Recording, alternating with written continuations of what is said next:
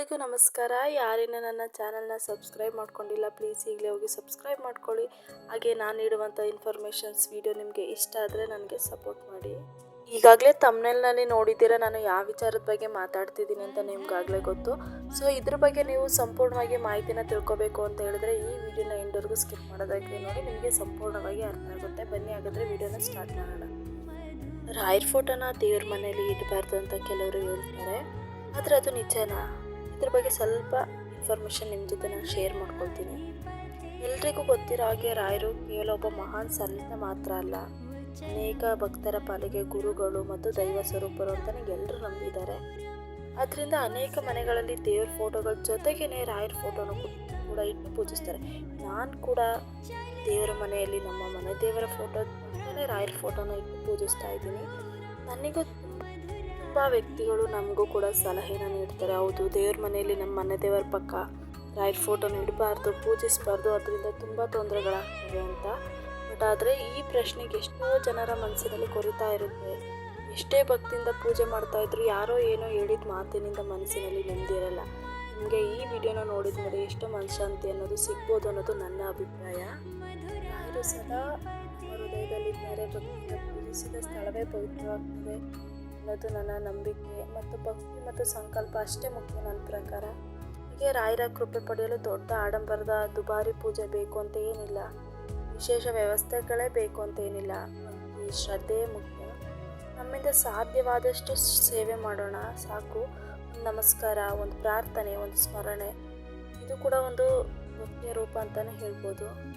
ಕೆಲವರು ಹೀಗೇ ಮಾಡಬೇಕು ಹಾಗೆ ಮಾಡಬಾರ್ದು ಅಂತ ಎಷ್ಟು ಅಭಿಪ್ರಾಯಗಳನ್ನ ಹೇಳ್ತಾರೆ.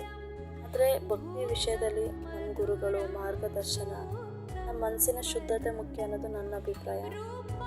ಅವ್ರಿವ್ರ ಮಾತುಗಳನ್ನ ಕೇಳೋದು ತಪ್ಪಲ್ಲ, ಆದರೆ ಅದರಿಂದ ಭಯ ಪಡ್ಕೊಂಡು ಅಥವಾ ಗೊಂದಲ ಪಡ್ಕೊಂಡು ಇರುವಂಥ ಅವಶ್ಯಕತೆ ಇಲ್ಲ ನನ್ನ ಪ್ರಕಾರ.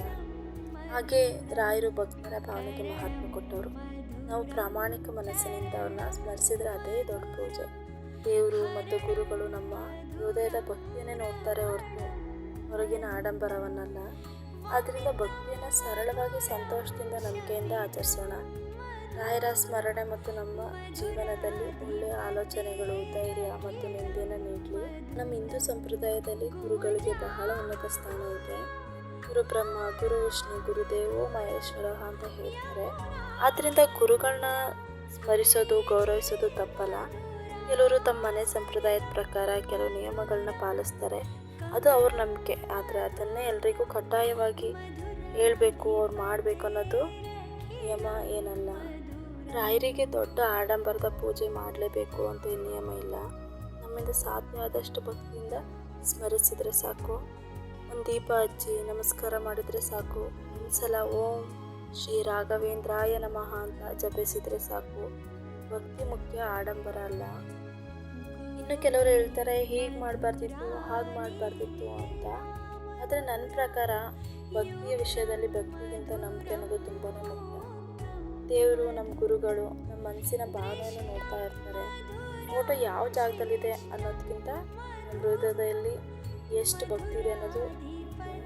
ರಾಯರನ್ನು ನೆನೆಸ್ಕೊಂಡ್ರೆ ಯಾವ ಟೈಮಲ್ಲಾದರೂ ನೆನೆಸ್ಕೊಳ್ಳಿ, ಮನಸ್ಸಿಗೆ ಒಂಥರ ನೆಮ್ಮದಿ, ಧೈರ್ಯ, ಒಳ್ಳೆ ಪಾಸಿಟಿವ್ ಚಿಂತನೆ ಬರುತ್ತೆ ಅಂತಲೇ ಹೇಳ್ಬೋದು. ನಮ್ಮ ಮನೇಲಿ ದೇವ್ರ ಫೋಟೋ, ಗುರುಗಳ ಫೋಟೋ ಅಥವಾ ರಾಯರ ಫೋಟೋ ಇದ್ದರೆ ಅದು ಭಕ್ತಿ ಸಂಕೇತ. ಅದನ್ನು ಗೌರವದಿಂದ ಇಟ್ಕೊಂಡ್ರೆ ಸಾಕು. ಯಾರು ಏನೇ ಹೇಳಿದ್ರು ನಮ್ಮ ಭಕ್ತಿ ನಂಬಿಕೆನ ಇತರರ ಮಾತಿನಿಂದ ಅಳಿಬಾರ್ದಲ್ವಾ. ಒಳ್ಳೆಯದನ್ನು ಕೇಳೋಣ. ನಾನು ಯಾರ ನಂಬಿಕೆನೂ ತಪ್ಪು ಅಂತ ಹೇಳ್ತಿಲ್ಲ. ಪ್ರತಿಯೊಬ್ಬರ ಮನೆಯ ಸಂಪ್ರದಾಯ ಬೇರೆ ಇರ್ಬೋದು. ಆದರೆ ನನ್ನ ಅಭಿಪ್ರಾಯದಲ್ಲಿ ಭಕ್ತಿ ಇದ್ದರೆ ದೇವರು ಮತ್ತು ಗುರುಗಳು ಗೌರವದಿಂದ ಸ್ಮರಿಸುವುದು ಮುಖ್ಯ.